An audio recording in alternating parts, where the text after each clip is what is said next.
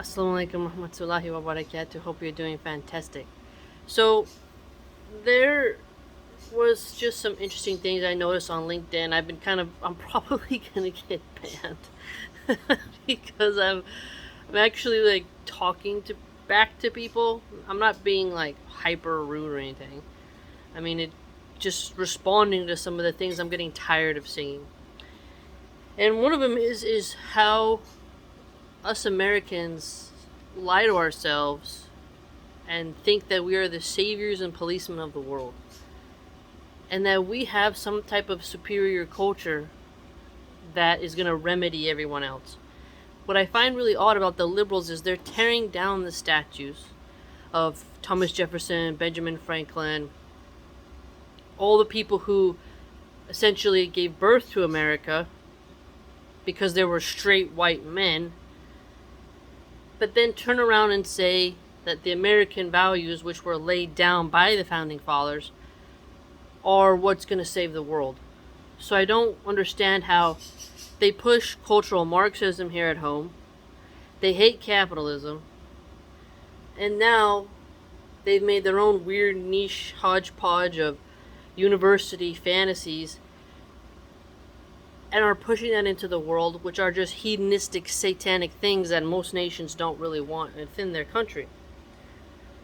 But then there's people who are really into the military-industrial complex talking points, where they only see the cookie-cutter commercial side of what America is, instead of, for example, looking at how much our infrastructure is really bad, how our public schools are not very good, how a lot of our population is homeless, drug addicted, single parent homes. We can see, essentially, my point is, all the rot around us. We can see it. And we don't really fix it. We throw money at it, but we don't want to invoke religion. And the secular liberal atheists have not done a good job on reforming that. As clearly California, Chicago, New York City, these are places that have some serious problems, but they have a baller scene. California, it's the Silicon Valley. In Chicago, you have the School of Economics, the Chicago School, and there are some interesting places outside of the ghetto areas. And then in New York City, it's the financial district and stuff like that. So you have some areas where there's a center for commerce, but then all around it is just decay. But they call that livable in first world standards, while sending literally millions to Ukraine, sending troops over here, over there, and then constantly talking on LinkedIn about, we have to spread liberal values to the world. And I just find it very odd, because I was looking at pictures of indigenous women. Oh, I don't remember the name of the tribe, but it was in Africa. And these women put clay in their hair and make these really pretty dreadlocks. And they have their like leather, animal pelt. They still exist today.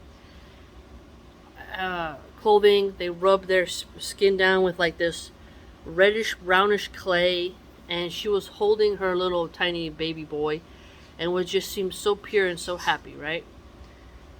And you see these people across Africa, across the world, enjoying their cultural family units, right? I think that the way religion is spread is we give them dawah, maybe they'll change. But the way Americans see it is, we go in there and we force everything upon them. And this, to me, I find quite sad, because it's like, that woman is better than Cardi B. That woman is better than Nicki Minaj.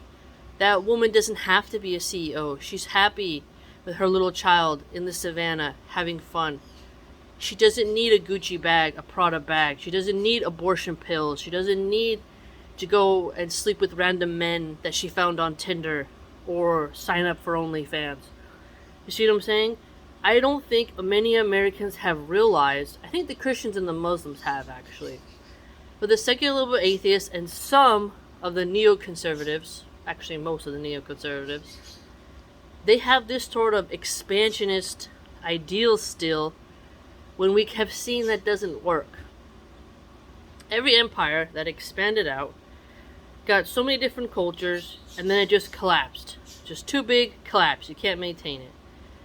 And so now America has like, oh, we have a military base here, we have a military base there.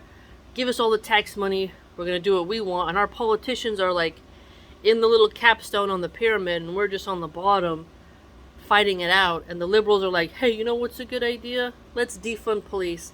Let's restrict the Second Amendment. Let's play prescription drugs and alcohol commercials on TV and put alcohol commercials and ads all over social media. Let's legalize tax and regulate all drugs. Let's make loitering for prostitution legal, which is what Gavin Newsom did in San Francisco, obviously. And so if you look at what the liberals are doing, what they put in is things that those cultures don't value. And there are Americans who think that, oh yeah, you want your daughter to join OnlyFans. I'm sure she wants to be empowered. Don't you want her to learn all this graphic sexual education books in her school? You know, don't you want your 5-year-old girl to know she can take testosterone, chop off her breasts, get a hysterectomy and become trans? Don't you want this? And it's like, these people are like, what's going on with America? This is extreme. And so, we Americans have to take a step back and say, do we deserve to share our culture? Because a lot of people are clinging to the 17th century forms of intellectualism, of responsibility and such. We don't have that now. I literally saw a video in Los Angeles yesterday where a fire truck was trying to get through and a mob of people surrounded the fire truck. They started twerking, shaking their butts, hanging on the side of the fire truck, and then the fire truck could not move forward. And where were the police? This is just chaos. And then in some places in California, at night you can hear people doing donuts and having a party. And it's just unsafe if you're driving with your family or you're coming home tired from work and there's a group of people block the road and are just doing donuts, and then people twerking on cars, and you're like, I gotta get home, man. Then you gotta go in reverse and find another way home. It's like the little pockets of anarchy, little pockets of gang-controlled, cartel-controlled areas are not doing so well. And essentially, America has a deep rot coming up to the surface. And I feel like those of us who grew up loving our country, we deny it. We had this hope that things will go back to being more moral. Women will be more modest. Abortion won't be as widespread. People will have farms again. Meanwhile, we have some people in the Conservative Party who just want to warmonger and dominate and get money and trade stocks and buy real estate and loot resources. And then you have neoliberals who want to actually spread their philosophy across the world and get rid of religion and patriarchy and everything altogether. And their hedonism is a different kind of hedonism. See, the liberals have changed. 10 years ago, I would have not really too many problems with a liberal because they were, well, some of them, but they were more into like, I don't trust big pharma. I don't want a bunch of wars. I don't believe the FDA. Or they were skeptical. But now they've changed, and who's changed it is the universities. Because the universities have a different type of curriculum and overall programming that isn't really intellectual anymore, but more of memorization and repetition, and not really about diversity of thought, but just diversity of gender and skin shade, which isn't real diversity if you all think alike. And college was supposed to be a testing ground for you to rationalize and compete with your ideas, not be shamed by the teacher and pressured into accepting whatever they say or they'll mark you down. Or being afraid to speak up in class and get ostracized. I've had that to me many times, but I didn't mind. you know, I do okay in a classroom environment like that as long as the teacher lets me respond. And so, if we can see that our public schools are unsafe, that the police are defunded, our prisons are overly full, too many people are addicted to drugs, jobs are really struggling, censorship is out of control, how do we really take a look at ourselves as a country and say we're so great? I get it, the patriotic people, I myself consider my opinions to be very patriotic. You love your country and you want to keep it alive and you want to hope for the best because you know if you give up this love for your country and you don't care, it'll fall into despair, and then you didn't do your duty by your nation that you were born in to help maintain it, to spread goodness, to make it better each day by living a life that is in accordance with law and order. So I understand the love to keep cheering up your nation, but I think if you actually love your country, you would turn on your politicians and be like, what have you done to us? Why are you taking all our tax money? Why are you over-regulating our lives? Why are you pushing bugs into our diet? Why are you doing all these things? So, before we see like Americans as the ones who are going to go in and save everybody, let's fix our hoods. And I know it's not an either or, but they're not doing it. They're not doing it. How is a soldier going to go fix a country by going in and shooting people and setting up bases and taking out the locals when cops can't fix the communities here? You see what I'm saying? A soldier and a police officer both have a duty to fulfill the missions and to maintain the standard of what has been placed upon their shoulders by their commander in chief, right? But are they really doing that?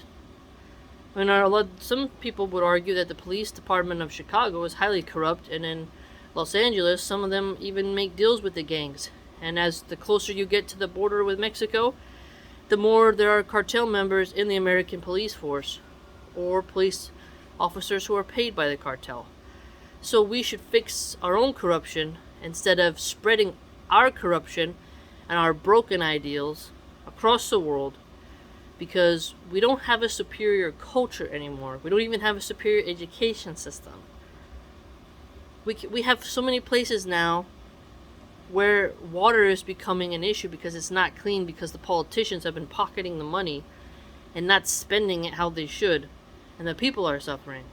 The fact that California, if you look on a California water map and you say places with the worst quality of water in California, the fact that California can't get good water to everybody with the amount of taxes they charge and how much they talk about how they're the best and leading the nation, this should make you see, if you can't even get water right, how are you going to fix another country?